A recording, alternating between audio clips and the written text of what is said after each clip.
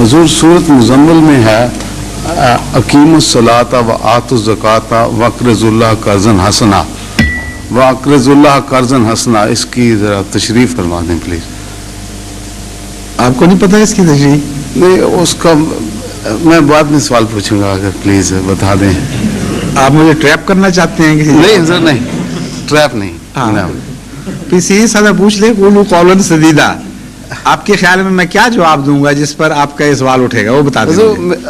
میں سوچ رہا تھا واقرضوا اللہ قرضا حسنا، اس میں تبلیغ شامل ہے، وقف عارضی بھی شامل ہے، ہمارے چندہ جات بھی شامل ہیں؟ نہیں، چندہ جات شامل ہیں صرف، اور صدقات بھی شامل اور ہیں؟ صدقات بھی، خدا کی راہ میں جو بھی خرچ کریں وہ شامل ہے۔ اچھا جی، جزاک اللہ۔ اور سوال اگلا تو کریں۔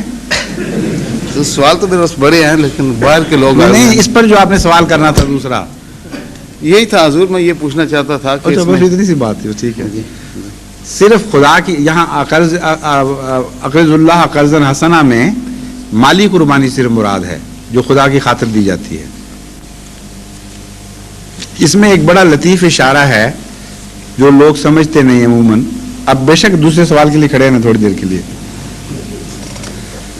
قرآن کریم یہ وعدہ کرتا ہے کہ جو تم قربانی دو گے میری راہ میں، ہم اس کو بہت بڑھا کر واپس کریں گے۔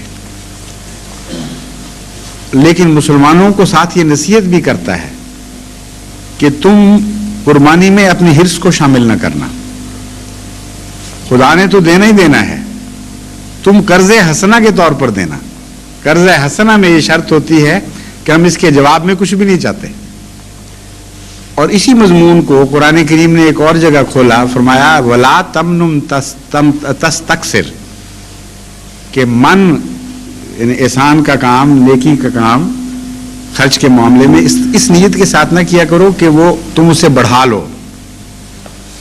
بس جو سلوک خدا تعالیٰ انسانوں کے ساتھ معاملے میں پسند نہیں فرماتا اور ہماری نہایت اعلیٰ تربیت کرنا چاہتا ہے، وہی لوگ اس میں مخاطب ہے جن کو خدا تعالیٰ نہایت اونچے مقام پر لے جانا چاہتا ہے، تقویٰ کی باریک راہیں دکھاتا ہے کہ اقرض اللہ قرضا حسنا، کہ تم خدا کے ان وعدوں کے باوجود کہ وہ تمہیں بہت دے گا، اس نیت سے نہ دیا کرو کہ ہمیں مل جائے واپس، بلکہ اس طرح دیا کرو جس طرح تحفہ پیش کیا جاتا ہے۔ اور تحفے کے نتیجے، قرض حسنا کا الگ مقام ہے، تحفے کا مضمون بعد میں آئے گا۔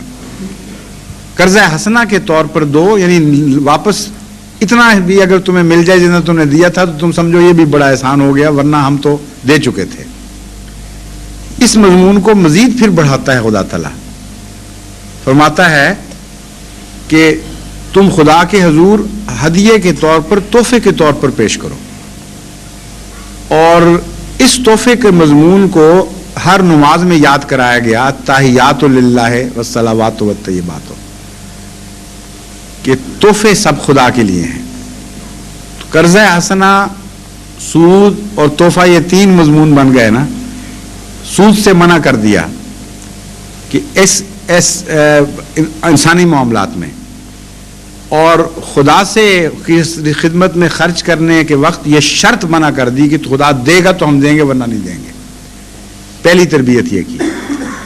دوسری تربیت یہ فرمائی قرض حسنہ دو خدا کو، یہ نیت نہ کرو کہ ہمیں زیادہ ملے گا، یہ لالچ بھی نہ کرو۔ شرط کی تو الگ بات ہے نا، سود میں تو شرط ہوتی ہے، یہاں نیت کی بحث فرمائی کہ لالچ بھی نہ کرو کہ مجھے زیادہ ملے۔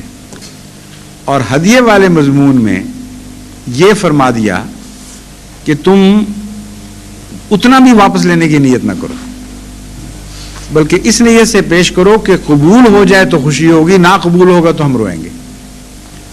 چنانچہ قرآن کریم نے مثال دی ایسے لوگوں کی جو جان کا نذرانہ لے کر خدا رسول اللہ صلی اللہ علیہ وسلم کی خدمت میں حاضر ہوئے کہ ہمیں بھجوائیں، ہم اپنی جانیں پیش کرتے ہیں، ہمارے پاس مال نہیں ہے پیش کرنے کے لیے۔ جب ان کی درخواست قبول نہ کی گئی تو قرآن کریم فرماتا ہے کہ روتے ہوئے وہاں سے واپس لوٹے کہ جو کچھ ہمارے پاس تھا ہم نے ہدیہ پیش کیا، ہم ایسے مجبور ہیں کہ ہمارا یہ ہدیہ بھی قبول نہیں کیا گیا خدا کی طرف سے۔ یہ نہایت ہی اعلیٰ تربیت کے مضامین ہیں جو قرآن کریم میں درجہ بدرجہ مومن کو ادنا مقام سے اٹھا کر بلند تر مقام پر لے جاتے ہیں۔ لیکن قرض حسنہ کی اس آیت کا عموماً ترجمہ صرف یہی کیا جاتا ہے کہ خدا کی راہ میں خرچ کرو. میرے آقا میں نے یہ اس لیے پوچھا کہ کیونکہ سورۃ مزمل ہے، یا ایھا المزمل ہو، حضور کو ایڈریس ہے اور حضور کو بار بار تاکید کی گئی ہے کہ تبلیغ کرو، بلغ ما. نہیں، تبلیغ کا الگ مضمون ہے. خدا تعالیٰ نے تو صرف ایک ہی مضمون تو قرآن کریم میں نہیں بیان کیا کہ اسی کے بریکٹ میں سارے آئیں. قرآن کریم میں اللہ تعالیٰ نے اپنے عہد کو کھول دیا ہے دو حصوں میں.